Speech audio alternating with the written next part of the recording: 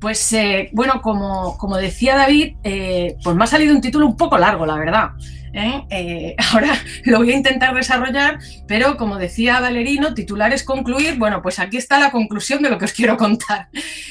Espero no extenderme, si no me avisáis, yo me pongo ahora mismo el cronómetro para no pasarme de tiempo. Bueno, primero quiero comentar un poco en qué consiste esto del paradigma de Festo, aunque lo comentaré brevemente ya que lo he desarrollado en otro trabajo, y quiero sobre todo hablar de esta idea del monstruo hegemónico en la era de la biotecnología. El marco desde el que hablaré es el de la ciencia ficción. Y bueno, pues Thomas Kuhn, recordamos que en la estructura de las revoluciones científicas él explicaba cuáles eran los factores que influían en la creación y en la transformación de diferentes paradigmas científicos a lo largo de la historia, ¿no? Y bueno, Haldane considera que hasta el siglo XIX más o menos hemos funcionado bajo el paradigma de Prometeo, ¿no? Que ha sido el predominante durante la modernidad y la revolución industrial, ¿no? Un gran arquitecto nos proporciona el fuego, que es el origen de la industria siderúrgica, etcétera. Pero a este le sigue el paradigma de Dédalo, que es uno de los paradigmas en los que me gustaría centrarme, de los que habla Haldane. ¿Por qué? Porque este es el que está centrado en la biotecnología, porque la biotecnología es la tecnología del siglo XX. Es necesario, creo, trabajar en el diseño de un paradigma nuevo, que tenga en cuenta la bioética y el funcionamiento de las estructuras hegemónico-heteropatriarcales que atraviesan cuestiones relacionadas con la clase, la raza, el género y la sexualidad. Y creo que esto no aparece en el paradigma de Dédalo reflejado. Por eso propongo el paradigma de Festo como una alternativa a este paradigma de Dédalo. El bioquímico John Haldane, en un ensayo de 1923, Dédalo o la ciencia y el futuro, especulaba sobre cómo sería el futuro de la ciencia biológica a partir de un trabajo de investigación, un ensayo que un estudiante le entrega a un profesor en el año 2073. Se trata de un ensayo, él es un científico, pero estamos ante un ensayo de ciencia ficción, donde él especula precisamente sobre teorías en las que él está trabajando y proyecta, ¿no?, cómo le gustaría que fuera esa ciencia y esa tecnología en la que él trabaja en el futuro. Por lo tanto, podríamos clasificar este ensayo que él tiene, ¿no?, dentro de lo que sería una visión muy optimista de la ciencia. El matemático Bertrand Russell le respondió a Haldane con un ensayo titulado Ícaro o el futuro de la ciencia, en el que se mostraba muy escéptico frente a las bondades de ciertos avances al considerar que el progreso científico pues, no proporciona por sí mismo ventajas para la humanidad, ¿verdad? Y esto ya lo sabemos. Pero lo cierto es que hoy vivimos en la era de la cibercultura, la tecnocultura y la cultura digital, por lo que la ciencia y la tecnología impregnan los modos de vida del ser humano contemporáneo. Y la situación de crisis política, económica y medioambiental hacia la que hemos arrastrado a nuestras sociedades insta a inventar un futuro viable y sostenible que necesita de la ciencia. Y hoy, más que nunca, en el contexto de la pandemia que estamos viviendo, ¿no? La manipulación de la naturaleza siempre se ha considerado una aberración y lo hemos visto con muchísimas imágenes, ¿no?, en la conferencia anterior que trabajan sobre esta idea de la combinación de diferentes elementos orgánicos y biológicos que nos ofrece el ámbito natural. Y lo cierto es que el siglo XX es el siglo de la ingeniería genética, la biotecnología y la bioinformática, así como del transhumanismo, que también se ha mencionado anteriormente y que es un tema sobre el que yo también tengo que hablar sobre algunas cuestiones, ¿no? Por lo que es asombroso que, siendo el siglo XX el siglo de todos estos elementos que tienen que ver con la biotecnología, la bioinformática, la genética, etcétera, pues que a mí me sigue asombrando que una disciplina como la bioética no apareciera hasta 1971. ¿En qué consiste esto de la bioética? Pues la bioética es una disciplina que surge con el objetivo de regular y reflexionar sobre qué es aceptable en áreas como la ingeniería genética, por ejemplo, cuando hablamos de clonación y transgénicos, en la ciencia reproductiva, por ejemplo, cuando hablamos de la selección de los embriones mejor dotados genéticamente, o en la bioinformática, con trabajos sobre el transhumanismo, ¿no?, que consideran que, que será posible, ¿no?, y que es viable la desintegración de la biología humana en aras de una vida digital en la nube, el uploading, ¿no?, que nos podamos volcar en el ciberespacio para vivir ahí inmortalmente. La mayoría de estos elementos se han desarrollado dentro del paradigma de Dédalo. Y Haldane recoge a Dédalo como la imagen, digamos, de ese paradigma porque considera que fue el primer biotecnólogo al ser el padre del Minotauro. El primer transgénico, digamos, que inaugura todo este imaginario. Y bueno, conocemos un poco la historia de Dédalo y precisamente yo creo que encarna muy bien la figura del Mad Doctor, ¿no? De ese personaje clásico de la ciencia ficción por su falta de ética, ¿no? De hecho, cuando muere su hijo Ícaro, él se va a otro lugar, continúa haciendo sus trabajos, nunca mira hacia atrás, nunca piensa en las consecuencias, ¿no? Pues bien, la población, nosotros, ¿no? ¿Qué somos? Pues somos una serie de cuerpos, ¿no? Somos una masa que reproduce riqueza. Por lo tanto, son nuestros cuerpos los que reproducen esa riqueza y la producen. Es lo que Foucault, ¿no? Determina con su concepto de la biopolítica para hablar precisamente del control y la disciplina de lo biológico que ejercen los estados para controlar esos cuerpos productores. La biopolítica, por tanto, se centra, ¿no?, en controlar la forma de nacer, morir y vivir de la población. Pero ¿qué sucede cuando entra en juego la posibilidad de la resurrección, de la creación y de la duplicación de vida? Claro, esto no estaba contemplado en ese concepto, ¿no?, que pensaba evidentemente en la vida, en el nacer y en el morir, pero no en el resucitar y en la duplicación de la vida. En la era digital ya no se explotan, controlan únicamente los cuerpos, sino también la psique. Y ahí es donde se produce el giro hacia la psicopolítica, que tan acertadamente ha desarrollado el filósofo Byung-Chul Han. Por su parte, Membe se refiere con el concepto de la necropolítica a las actuaciones de los organismos internacionales que deciden quién vive o quién muere a partir de criterios económicos y empresariales. Con el término de clonopolítica, lo que pretendo es recuperar todas las cuestiones apuntadas por los filósofos citados a partir del concepto de la biopolítica, de la psicopolítica y de la necropolítica, para introducir la posibilidad que ofrecen la biotecnología y la ideología transhumanista a la hora de producir, gestionar, fabricar, reciclar material biológico y copiar a los seres humanos y no humanos. Ya no se trata de disciplinar los cuerpos y controlarlos a partir de la vida y la muerte, sino de producirlos, crearlos, diseñarlos, duplicarlos y resucitarlos. Con la clonopolítica entran en juego la biopiratería humana, animal, vegetal y tecnológica, la institucionalización del control del material genético del ser humano y la regulación de la inmortalidad. Estas prácticas políticas se encuentran cómodamente inmersas en el paradigma de Dédalo y bueno, pues han sido promovidas desde prácticas liberales que responden a los intereses del mercado y de las élites hegemónicas, por lo que es necesario plantear políticas de resistencia desde la bioética y desde el poshumanismo crítico transfeminista para deconstruir los discursos que ofrece el imaginario científico-tecnológico de la ciencia ficción, que es el más habitual, este imaginario que entra dentro del paradigma de Dédalo y que se ha instalado en la cultura popular contemporánea. La clonopolítica, por tanto, se refiere a las prácticas de la producción genética en todas sus variantes, desde el ámbito de la optimización y la rentabilidad en el marco del capitalismo gore, por recuperar también el concepto de Sayat Valencia. A continuación, y de manera panorámica, voy a mostrar algunos de los monstruos que ha producido la biotecnología y la tecnología informática para constatar que se trata del mismo monstruo de siempre, ahora dentro del paradigma de Dédalo, aunque lo que nos vamos a encontrar es una variación.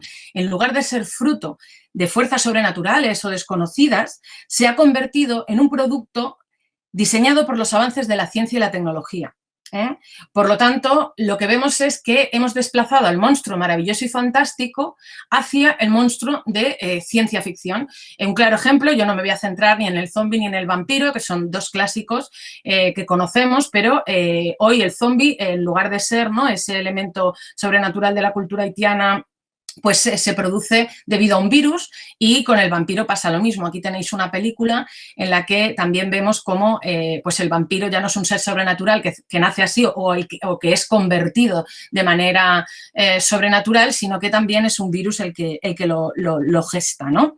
Por lo tanto, yo me voy a centrar solo en dos casos donde vemos cómo se ha producido este desplazamiento que responde precisamente a las posibilidades científicas y tecnológicas de los siglos XX y XXI. Voy a analizar brevemente cómo hemos pasado de la quimera al transgénico y del motivo del doble al clon, que de hecho me parece que antes había una pregunta por ahí acerca de este tema. Y voy a dejar de lado estas otras categorías en las que he estado trabajando también anteriormente, pero que no tendré tiempo de comentar hoy, que sería cómo hemos pasado del fantasma al ciberfantasma, del golem a la inteligencia artificial, de la Virgen María a la concepción científica y del paraíso de Adán y Eva al planeta Eden. Si luego tenemos tiempo en las preguntas, pues puedo comentar en qué consiste alguna de estas transiciones o desplazamientos. El primer punto en el que me quería centrar es cómo hemos pasado, ¿no?, de la quimera al transgénico, y de hecho hemos visto numerosas quimeras en la exposición anterior. La quimera, ya se ha comentado, es un monstruo híbrido de la mitología griega que pertenecería al género maravilloso, ¿no?, porque en la mitología y en los cuentos de hadas, así como en la literatura anterior al siglo XVIII, aparecen monstruos que forman parte de la cotidianidad de ese mundo y, aunque sean criaturas temibles, no se consideran antinaturales, conviven, ¿no?, con la realidad. Quimera tuvo una relación con Ortro, el perro de dos cabezas, hermano de Cancerbero, y fruto de esa relación surgió la esfinge, ¿no?, considerada como un ser depravado, etc. Como hemos comentado, desde que podemos hablar del paradigma de Dédalo, la creación de seres quiméricos ya no está vedada al Olimpo, y la ciencia ficción ha sabido plasmar de manera excepcional toda una serie de cuestiones de interés filosófico y moral que tienen que ver con el impacto de la genética en nuestra vida cotidiana y en nuestra identidad. Y además nos permite explorar los límites que debería contemplar la investigación científico-médica. Es evidente que la tecnología genética constituye una revolución que podría tener mayor calado que la revolución industrial en el siglo XIX, porque lo cierto es que podemos crear nuevas especies animales y rediseñar la especie humana, según lo que algunos denominan la liberación biológica. Gracias al desciframiento del código humano. Conocemos la fórmula, ¿no? Hoy es ilegal manipularla y hay toda una legislación al respecto, pero la posibilidad existe y la ciencia ficción especula con ello. Hoy, por tanto, ya no dependemos de los límites de la naturaleza, sino de los límites de nuestro genetista, tal y como se refleja en novelas como Un mundo feliz o tal y como se dice explícitamente en la novela Gattaca. Noel Carroll sostiene que los monstruos son impuros porque son criaturas fronterizas que plantean un conflicto entre dos o más categorías culturales. Esto lo mencionó también el profesor el profesor Erra ayer, y también se ha mencionado en la conferencia anterior. Carroll habla de diferentes categorías como son la fusión, la fisión o la magnificación. Yo quiero comentar la fisión, ¿no?, que sería una de esas categorías que el teórico establece para hablar de biologías que se convierten en monstruosos al superponer identidades, especies o materiales contradictorios en un mismo espacio-tiempo, tal y como sucede con el hombre mosca, que es insecto y humano a la vez, o Robocop, en cuyo organismo se ha unido lo orgánico y lo cibernético. Las quimeras, como bien hemos visto y sabemos, fusionan diferentes especies animales y humanas en sus cuerpos, y de ahí la repulsión que generan al contravenir las normativas eugenésicas de la cultura occidental. Va contra las normativas eugenésicas de la cultura occidental, que están basadas en la pureza de la raza-especie y en la estética canónica establecida por esa normativa hegemónica. Actualmente, los avances en ciencia y tecnología pueden producir nuevas especies en laboratorios, ya que la transgénesis permite crear otras formas de vida y alterar radicalmente las formas existentes, fabricar precisamente híbridos y quimeras. En este documental, que no voy a poder poner, pero que está disponible en YouTube, os recomiendo que lo veáis y vais a descubrir cosas que os coméis, ¿eh? Pero bueno, hay muchísima información sobre todas estas cuestiones. Lleva por título La granja del doctor Frankenstein y nos explican ciertas especies transgénicas que actualmente están en el mercado de alimentos y que podemos consumir, así como otro tipo de experimentaciones, ¿no? Aquí en la imagen tenéis, por ejemplo, unos pollos que ya están creados genéticamente de manera que nazcan sin plumas. ¿Esto qué significa?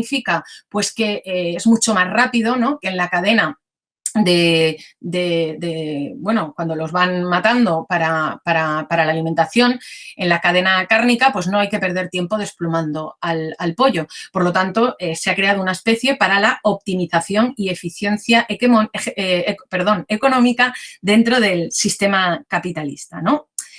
Claro, vemos un pollo así y nos horroriza. ¿Por qué? Porque lo vemos antinatural, que es una de las categorías también que le otorgamos a lo monstruoso, lo antinatural. Bien, los animales transgénicos se crean mediante la transferencia de genes de una especie a otra, tal y como sucede con la conejita Alba, que está creada a partir de ADN de medusa. Alba existe y, de hecho, en el documental de la granja del Dr. Frankenstein veréis que hay una granja repleta de albas. Yo la conocí a través del trabajo de Eduardo Kac, que es un artista y performer que trabaja en robótica, inteligencia artificial y transgénesis, ¿no? Fue muy polémica esta instalación, simplemente os la presento para que la conozcáis, porque esto hoy es posible y es viable, pero luego conocemos a los híbridos que se consiguen mezclando esperma de una especie con los óvulos de otra, dando como resultado, por ejemplo, a los mulos, ¿no? Mezcla de caballo y burra, o al cebroide, cebrallo o cebrallo, ¿no? Que tenemos aquí la mezcla de cebra y caballo, el tigardo, tigre y guepardo, o al ligre, león y tigre. El bífalo, se ha creado, de hecho, específicamente porque su carne no tiene grasa y, por lo tanto, es muy rentable por el gran tamaño que tiene. Aquí vemos diferentes seres híbridos que existen. Y luego, por su parte, volvemos otra vez a la quimera, ¿no? Que es ese ser que surge de la mezcla de células embrionarias de dos especies distintas. Y hoy, como decía, la biogenética permitiría este tipo de manipulaciones y de combinaciones celulares. Y, de hecho, se han llevado a cabo. Se ha fusionado una codorniz con un pollo, se ha creado un ratón con tejido cerebral humano y se ha experimentado con células humanas y porcinas para poder comprobar la viabilidad de la creación de bancos de órganos destinados para trasplantes, ¿no? Pensando que, bueno, el cerdo parece ser que cromosómicamente y genéticamente es el animal más similar al ser humano y sería muy interesante ver si la compatibilidad para el tema del trasplante de órganos sería viable. No sé si esto os parece bien, os parece mal, ¿no? Cuando hablamos de cuestiones que tienen que ver con la bioética, o si os parece monstruoso.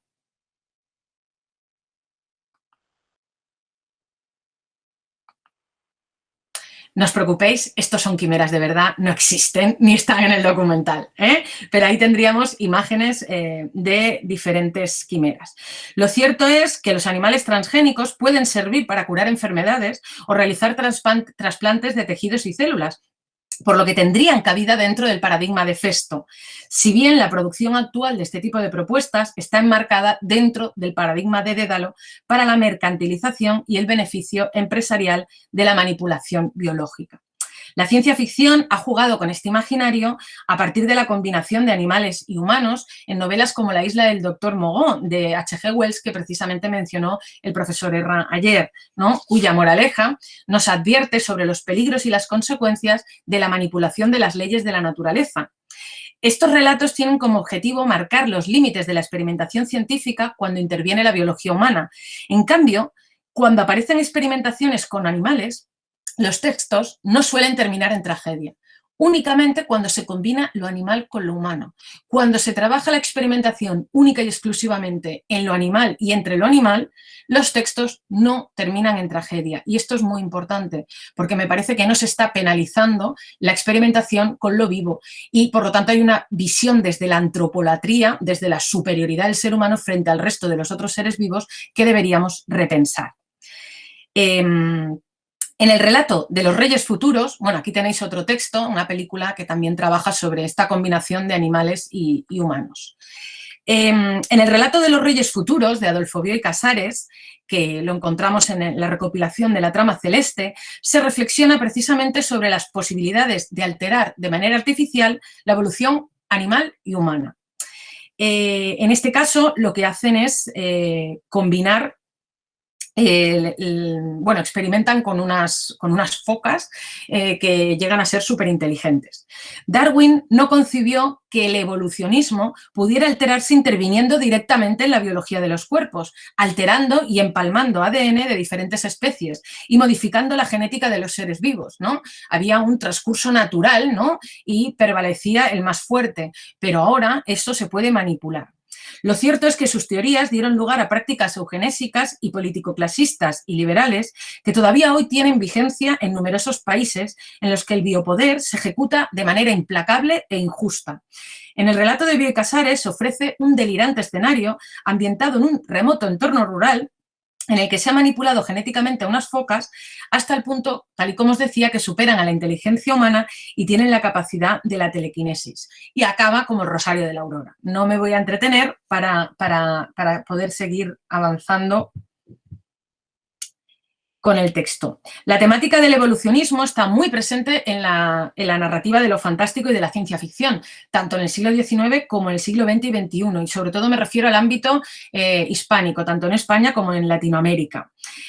A partir precisamente de un imaginario que tiene fe en que la ciencia y la tecnología pueden intervenir en la biología humana y animal, potenciando y perfeccionando, repito, potenciando y perfeccionando. Este es uno de los temas y de los motivos que se repiten a lo largo de estos textos, la idea de perfeccionar las capacidades físicas y cognitivas de esos seres humanos y animales, ¿no? Tal y como sucede en series de televisión como Dark Angel o bueno, muchas otras, ¿no? Pero si la ciencia realmente puede potenciar nuestras capacidades, también puede mermarlas, tal y como se refleja en la novela Cárcel de los árboles del guatemalteco Rodrigo Rey Rosa, en la que el Estado aplica sobre los sujetos prácticas necropolíticas y clonopolíticas, manipulando quirúrgicamente a ciertos prisioneros políticos para despojarlos de su capacidad de hablar y de raciocinio, convirtiéndolos al fin y al cabo en animales no racionales.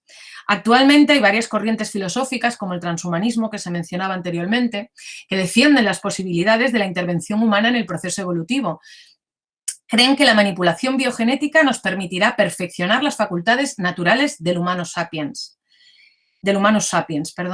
Nick Bostrom, el gran abanderado y presidente de la Asociación Mundial Transhumanista, es profesor de Filosofía de la Ciencia en la Universidad de Oxford. Él sostiene que los seres humanos pueden ser mejorados y perfeccionados gracias a la bioingeniería y que la filosofía transhumanista tan solo, y cito, pretende mejorar nuestras capacidades, eliminar el sufrimiento, las enfermedades y la vejez. Bueno, así planteado, ¿no? Parecería pues un decálogo al que todos nos sumaríamos. Aparentemente, esta utópica propuesta nos presenta unas consecuencias idílicas fruto del rediseño de la condición humana y está en sintonía con las propuestas de Haldane, cuando afirmaba que en el futuro se debería aplicar la biología a la política a través de la eugenesia. John Haldane, os recuerdo, el autor de estas teorías sobre el paradigma de Dédalo y, bueno, considera que se debe aplicar la biología a la política. Cuando ya introducimos este elemento, evidentemente aparece la eugenesia sobre la mesa. Entre sus pronósticos en este ensayo, entre sus pronósticos especulativos, sostenía que el primer niño ectogénico, cuando hablamos de ectogénesis, estamos hablando de aquellos seres creados fuera del útero materno. Por lo tanto, estamos hablando de la posibilidad de úteros artificiales. Él, en 1923, consideraba que esto sería algo posible. Él estaba trabajando en esa posibilidad. Y, de hecho, en el ensayo que os comento, él dice que es en 1951 cuando esto ya sería algo muy normal y en Francia se adoptaría oficialmente la ectogénesis para producir 60.000 niños al año a partir de 1968, por lo que menos del 30% de los nacimientos se gestarían en cuerpos femeninos. Uno de los problemas de este mundo ideado por Haldane en el 23 radica en que las prácticas eugenésicas mencionadas muestran una ideología neoliberal que puede derivar en controles de natalidad y de reproducción distópicos de los que se benefician el mercado y los gobiernos. ¿Por qué? Porque Haldane defiende la intervención en la línea germinal, la manipulación del código genético. Por lo tanto, en estos seres creados de manera artificial se eliminarían los elementos considerados como nocivos y la selección genética nos llevaría a un lugar deseable para Haldane, quien consideraba, y cito, De no haber sido por la ectogénesis, hubiera fenecido fatalmente la civilización debido a la mayor fecundidad de los seres menos deseables que se da en casi todos los países.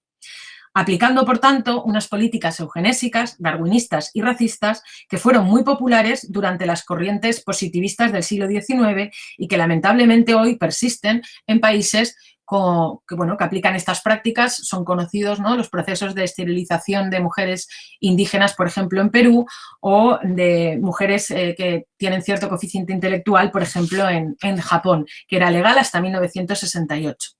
Por lo tanto, no participo del mito de Dédalo pronosticado por Haldane, del paradigma de Dédalo.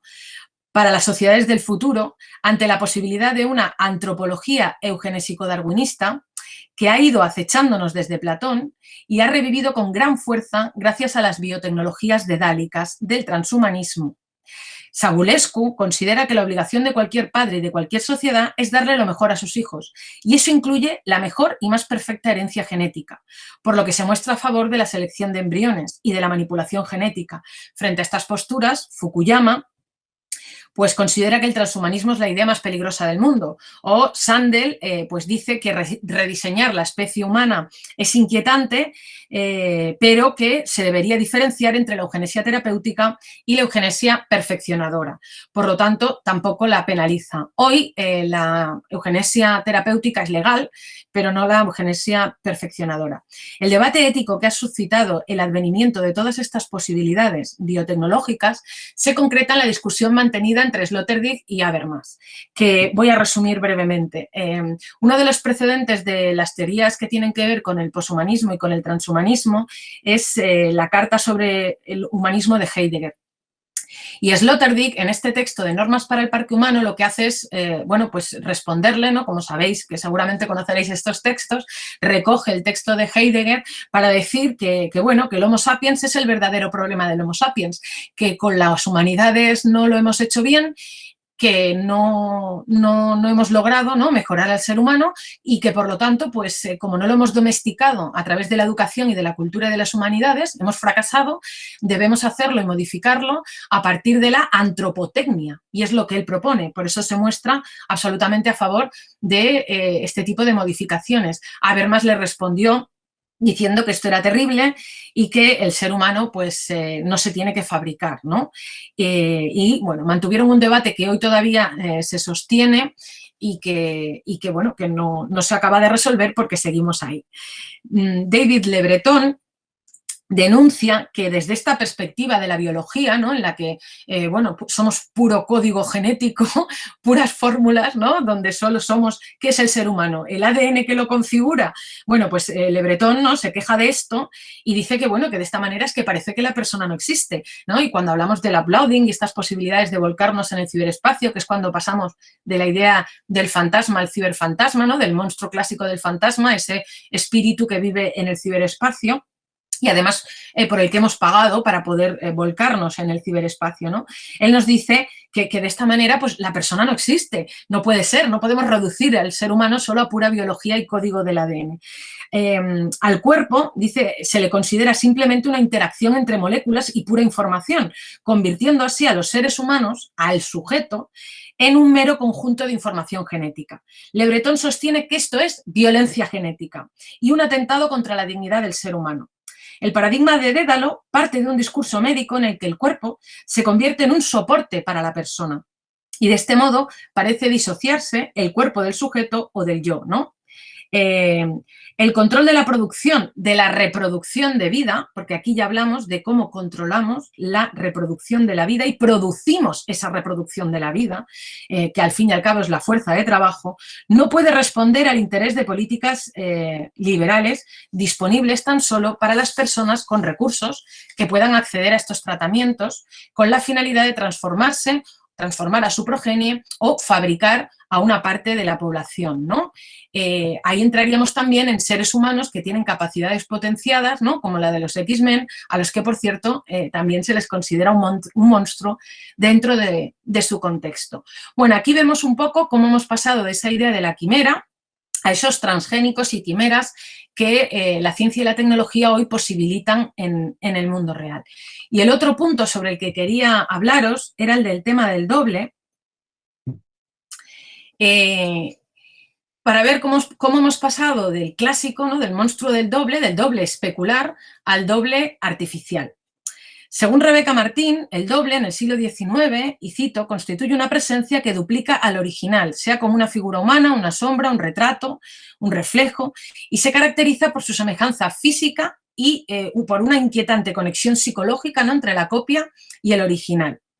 Para Rebeca Martín, el doble en el siglo XIX es ejecutor de los deseos ocultos del original, tanto para el goce como para la desesperación de este.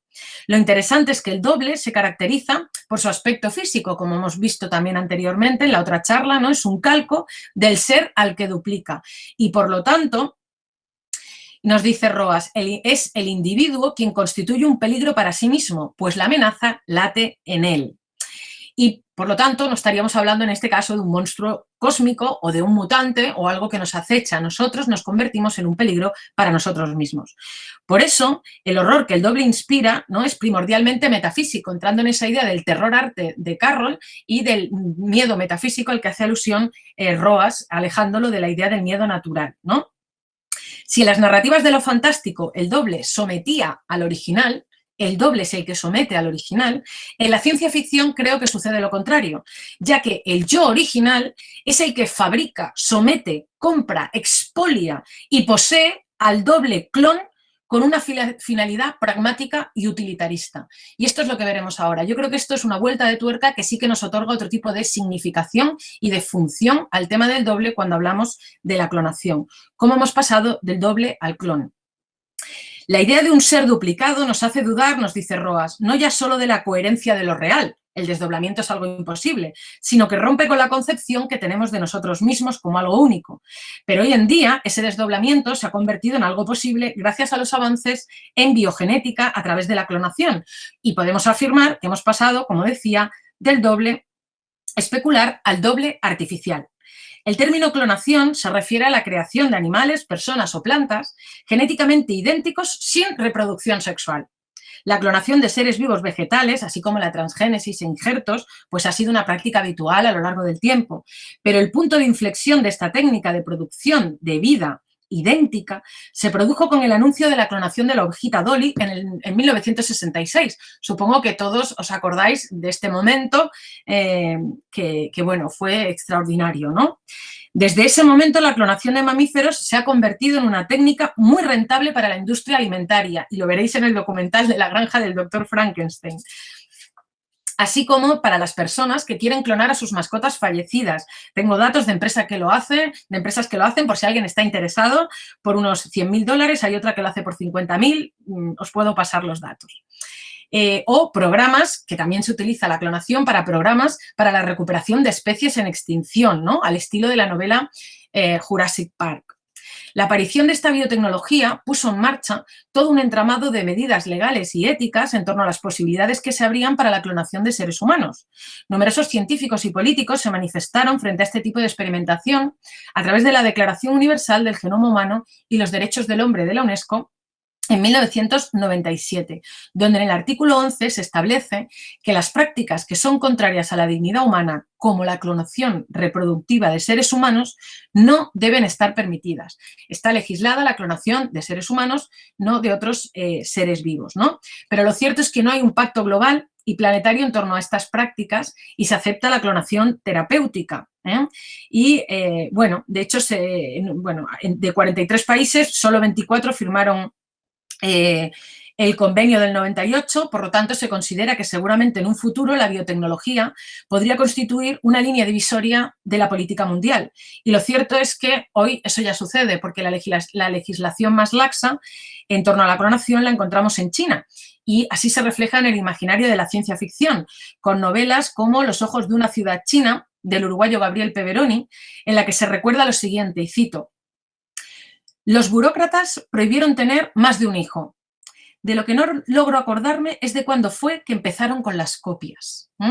Esta cuestión de la prohibición, ¿no?, de tener más de un hijo en China aparece en estas novelas y en estos textos de ciencia ficción, pero en cambio, en torno a la legislación de la clonación no hay ninguna regulación. La ciencia ficción, a partir de la especulación, ha utilizado el imaginario de las posibilidades como algo plausible que ofrece la clonación de humanos en numerosos ejemplos a lo largo de la historia. Es un tópico que aparece en 9 vidas de Úrsula K. Le Guin, donde se juega con la imposibilidad del individualismo en la era de la clonación, ya que los seres producidos en masa no contemplan la posibilidad de ser una unidad o sentir la soledad porque forman parte de un conjunto cromosómico idéntico y, por lo tanto, de una sola identidad grupal, algo monstruoso, ¿no? Y series de televisión como Orphan Black, que seguramente conoceréis, entre numerosos ejemplos. La pérdida de la singularidad, de la individualidad y el miedo a las prácticas negligentes del progreso científico sin unas pautas éticas de control son algunos de los temas habituales en los textos que abordan dicha temática. Patrick Hopkins ha clasificado los tópicos más habituales que aparecen en los textos de la ciencia ficción sobre clonación a partir de lo que considera diferentes biofantasías. Y a mí me gustaría comentar algunas de ellas. Ahí va la primera. Él habla de la megalomanía, ¿no? De la clonación de seres históricos. Claro, cuando hablamos de, conocéis evidentemente muchos, ¿no?, esta película que es un clásico, Los niños del Brasil. Antes nos hablaban de Hitler como un monstruo. Bueno, pues imaginaros a Hitler además clonado no una vez, sino 8, ¿no? En este caso, tanto en Los niños del Brasil, ¿no?, se clona a Hitler, o la película Sindon, que es una película española donde se clona a Jesucristo a partir de los restos del ADN que hay en la sábana santa. En la mayoría de estas ficciones se reflexiona sobre la idea del determinismo genético y la imposibilidad del libre albedrío desde la sociobiología. Nos dice, y cito, que la clonación encarna una ideología del cuerpo que postula la igualdad del sujeto y de su patrimonio genético. De ahí que él insista mucho en esa reducción, ¿no?, de lo que es el ser humano a lo genético, al código genético. Pero los genes no tienen la memoria de la experiencia vivida, ¿no? Somos mucho más que las conexiones neurales de nuestra mente. Ni tampoco tiene los recuerdos del original, aunque en la ciencia ficción se juegue con esa idea determinista en numerosos casos, ¿no? Por lo que siempre es importante recordar que las cualidades intelectuales y morales del individuo dependen de su educación y de su experiencia de vida. De ahí que en muchos de estos textos lo que se intenta es emular la misma vida que tuvo ese ser, ese líder al que se está clonando. En la ciencia ficción latinoamericana, un ejemplo insigne en torno a esta temática es la novela XYZ de Clemente Palma. Es una novela de 1934 en la que se clona a las actrices más famosas del Hollywood de la época, todas. El Mad Doctor, que es el clásico protagonista de estas narrativas, se monta un harén de actrices de Hollywood a las que clona a través de un proceso muy peculiar. Por lo que aquí vemos cómo los intereses personales siempre están por encima del principio de autonomía de la vida de las personas que se fabrican, cuyos cuerpos se convierten en un objeto y en una finalidad. Pero esta misma temática se repite en el Congreso de Literatura del argentino César Aira, donde se clona a Carlos Fuentes, el clon de Borges del colombiano Ricardo Burgos, en cuya novela se clona al escritor Jorge Luis Borges, y lo mismo sucede en Déjà Vu de Susana Sussman, venezolana, donde se clona a Mozart, o Los niños del Ferrol del español David Roas, donde se especula con la posibilidad de clonar a Francisco Franco. También hay otro ejemplo del venezolano José Urriola, donde se clona a Juan Pablo II en el microrrelato Habemos Papa. En todos los casos en los que se crean clones con finalidades extrínsecas a su propia existencia, se les está negando su dignidad humana. La instrumentalización de la vida humana y no humana es una práctica habitual en el paradigma de Dédalo. Y lo cierto es que se puede evitar esa comercialización del material genético por parte de la sociedad, de la ciencia y de la tecnología. Otra de las categorías de las que habla Hawkins es la idea del niño reemplazo, para referirse a la clonación de un hijo moribundo o fallecido, ¿no?, que sirve como reemplazo del original. Él cita, por ejemplo, la película del enviado, donde además, bueno, pues es una película que mezcla la ciencia ficción y el terror, ¿no? Yo, a partir de esta propuesta, quisiera introducir la categoría de el reemplazo de la naturaleza, para referirme a los textos de ciencia ficción en los que las consecuencias del cambio climático y la extinción de las especies provocan que la única solución para la supervivencia del ecosistema sea la clonación de los seres vivos, animales y vegetales. La problemática de estos textos aparece cuando las empresas multinacionales buscan beneficios económicos y se decide crear animales clónico-transgénicos como mascotas de fantasía. Al principio, ¿no?, lo que se está intentando es paliar un problema y, crear, ¿no?, esos seres que están desapareciendo para que por lo menos existan de manera artificial. Pero luego se traspasa una línea en la que se empieza a jugar, ¿no?, con todos esos seres, mascotas de fantasía, vegetaciones estrambóticas que responden a las tendencias de la moda y del marketing comercial. En este cuento de Marianne Womack, Black Island, nos sitúan en un futuro próximo donde la mayoría de los animales y las plantas se han extinguido. Neobio es la empresa encargada de crear animales y plantas artificiales de acuerdo con los principios bioéticos del Consenso Internacional de Extinción. Tras el restablecimiento de diferentes ecosistemas reproducidos de manera artificial, el neocapitalismo biogenético percibe los beneficios de la clonación animal y comienza a modificar los instintos de diferentes animales para que la gente, por ejemplo, pueda adquirir un oso polar rosa como animal de compañía. Con el paso del tiempo, los animales artificiales mueren en masa y los ecosistemas artificiales empiezan a fallar, por lo que se pone sobre la mesa uno de los problemas de la clonación, y es que no se conocen las posibles consecuencias adversas de esta, esta tecnología, ¿no?, y de esta práctica.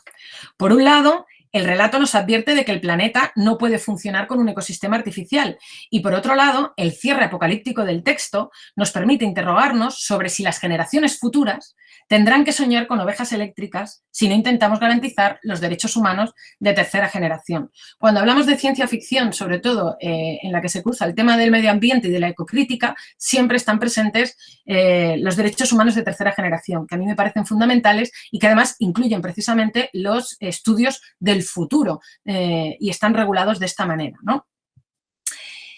Otra novela que me gustaría mencionar es El país de los clones, de Miguel Espigado. Está protagonizada por Prima, un clon creado por las industrias Zatoki y que se describe a sí mismo del siguiente modo: clon monstruo de pelaje verde turquesa. Esta empresa crea clones androgénicos con ADN humano como mascotas y objetos de compañía.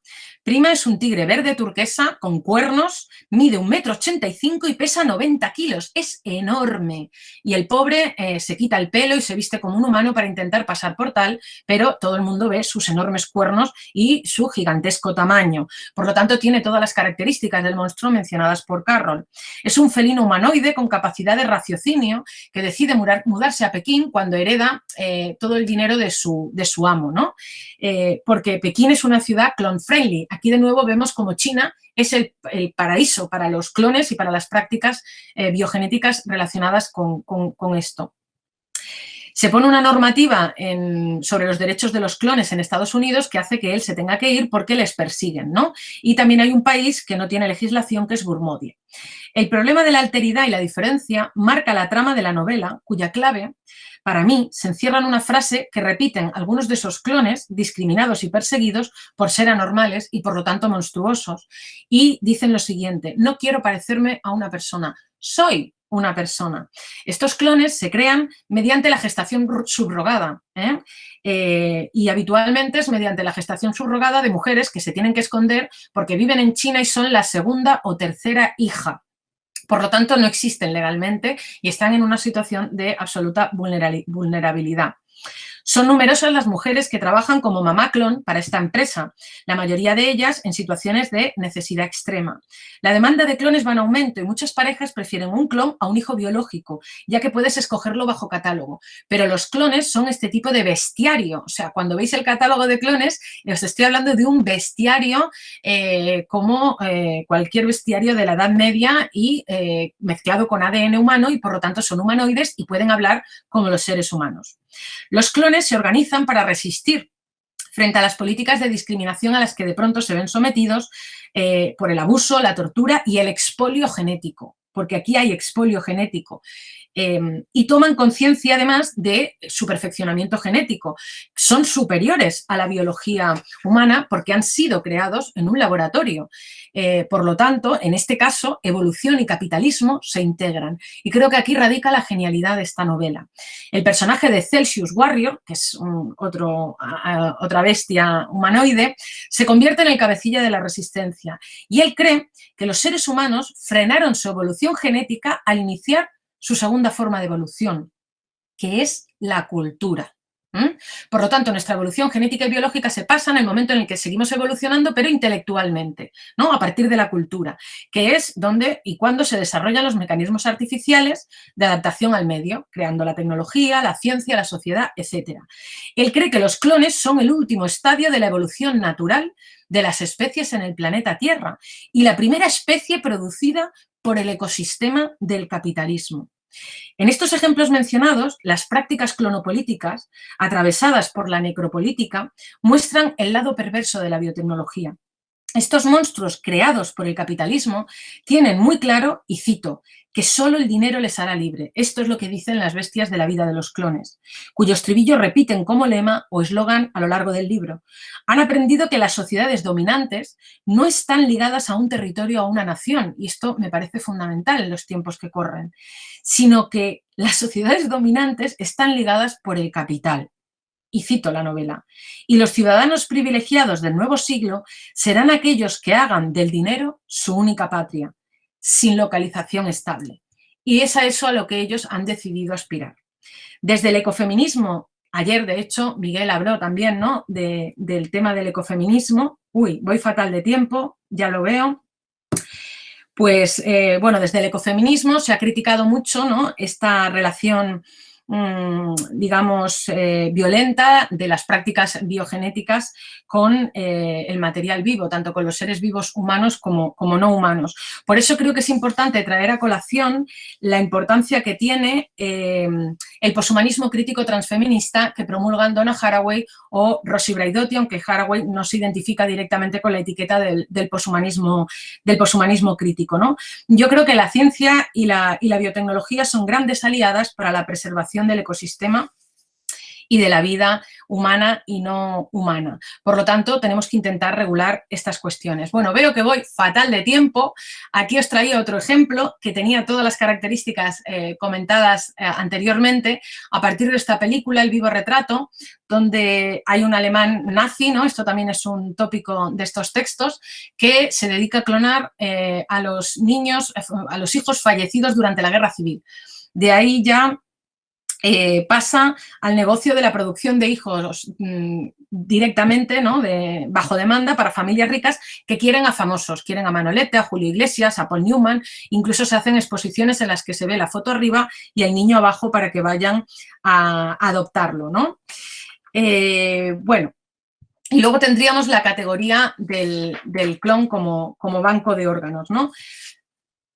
Simplemente comentar, para acabar con el tema de la clonación, si me da tiempo y así ya concluyo, el mercado de la duplicación humana nos lleva a pensar en la reproducción en serie de los seres humanos. Si a Walter Benjamin le preocupaba la obra de arte en la era de la reproducción técnica, ¿qué hubiera pensado de la vida humana en la era de la reproducción, de la biorreproducción tecnológica? Walter Benjamin consideraba que el aura de una obra se basaba en su carácter irrepetible y singular, por lo que toda reproducción de ella se convertía en una profanación. Dentro de este imaginario, la copia se convierte en una falsificación, en una profanación, y lo cierto es que así es como son percibidas las copias humanas, los clones, en la mayoría de los ejemplos citados. En un mundo en el que las personas se pueden replicar, como las obras de arte, cobraría más sentido que nunca este concepto del aura benjaminiano, ya que de algún modo hay elementos del original que nunca podrán traspasarse a la copia en la era de la clonopolítica. Ya no se tiene que controlar los cuerpos, la biopolítica, para la creación de la vida, sino los laboratorios, la clonopolítica, regidos por intereses de mercado que multiplican la producción genética según criterios de oferta y demanda, etcétera, ¿no? Y voy a la conclusión. El monstruo tradicional es un ser imposible que contraviene la norma moral, como se ha venido diciendo desde ayer, la norma moral, social, física o cultural. En cambio, los monstruos biológicos producidos por la ciencia ficción en los textos mencionados se han convertido en un producto que se ha mercantilizado bajo las leyes de la oferta y la demanda. Han sido, por tanto, absorbidos por el sistema. No están en el margen ni en los límites ni expulsados de la comunidad. Han sido absorbidos por el sistema y se han institucionalizado en el marco del paradigma de Dédalo. Por eso son monstruosidades hegemónicas. El monstruo hegemónico no presupone ninguna subversión frente a la norma, ya que ha sido producido por el propio sistema para reforzarlo, por lo que la disidencia que representa la monstruosidad como lugar desde el que convertirse en un elemento de resistencia para la transformación social, en estos casos, aquí desaparece. En cambio, las monstruosidades producidas por el paradigma de Festo viven en los márgenes del sistema, son inapropiados, inapropiables, tal y como lo propone Donna Haraway. ¿Por qué? Porque no pueden ser absorbidos por el sistema. Ya que su esencia es la diferencia. El monstruo hegemónico vive y se adapta a un sistema político-social discriminatorio y capitalista, mientras que el monstruo inapropiado, inapropiable, vive en ese lugar otro, porque no puede, ni debe, ni quiere acceder al sistema. Lo repudian por su monstruosidad. La tecnología hoy permite que el ser... la economía biogenética del capitalismo también cree en la desaparición de las diferencias entre la especie humana y otras especies desde el momento en el que logra una productividad comercial a partir de esa transformación social, tal y como se refleja en la mayoría de los ejemplos que os he comentado. Rossi Braidotti nos advierte de que el capitalismo biogenético ha convertido las relaciones entre la vida inteligente y la vida no humana en un producto de consumo. Y de ahí que nos invita al éxodo antropológico hacia la hibridación, en la línea de Donna Haraway, cuando nos incita a buscar nuestro parentesco con otras especies a partir de diferentes afinidades, ¿no? De ahí que cambie el paradigma de las relaciones entre los seres humanos y no humanos. Por eso tenemos que eliminar esa imagen que tenemos del hombre de Vitruvio, del ser humano como el centro del universo, para ponerlo en relación con la realidad en la que vivimos, y es que compartimos el planeta Tierra con otros cuerpos diferentes a los que se planteaban en esa idea del humanismo renacentista, y de ahí que sea tan productivo el imaginario que ofrece el poshumanismo crítico transfeminista.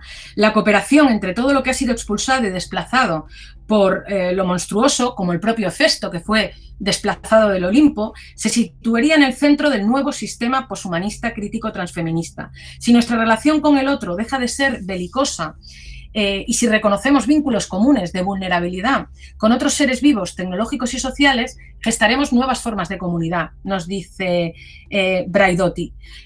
Lo monstruoso, por tanto, producido por la ciencia ficción, continúa representando la idea de alteridad, pero desde el punto de vista de la posibilidad de su existencia, para controlar y dominar la diferencia, explotarla y sacarle rendimiento político y económico. Estos seres producidos por la ciencia ficción se han gestado bajo el paradigma de Dédalo, cuyo objetivo se basa en el uso de unos cuerpos a partir de criterios de eficiencia y rendimiento. La ingeniería genética, así como el material genético, creo que no puede convertirse en un mecanismo de control ni en una mercancía más. Es necesario paralizar el ímpetu imperialista, ¿no?, para frenar la colonización del material genético humano y no humano. El monstruo representa el lugar en el que proyectamos nuestros malestares socioculturales y económicos, así como el temor frente a lo desconocido, que es algo que se ha dicho, tal y como afirma Hobbes en el Leviatán. Nosotros, los seres humanos, y con esto acabo, somos un lobo para el ser humano, por lo que la metáfora del ser humano como un hombre lobo, que es otro monstruo, ¿verdad?, uno de los clásicos, nos permite pensar en todos los discursos que producimos a través del arte, de la ciencia o de la tecnología, esta imagen del hombre lobo nos permite pensar que todos esos discursos no son más que autoproyecciones, por tanto. De modo que cuando pensemos en el monstruo, quizá debamos dejar de señalar al otro y comenzar a señalarnos a nosotros mismos.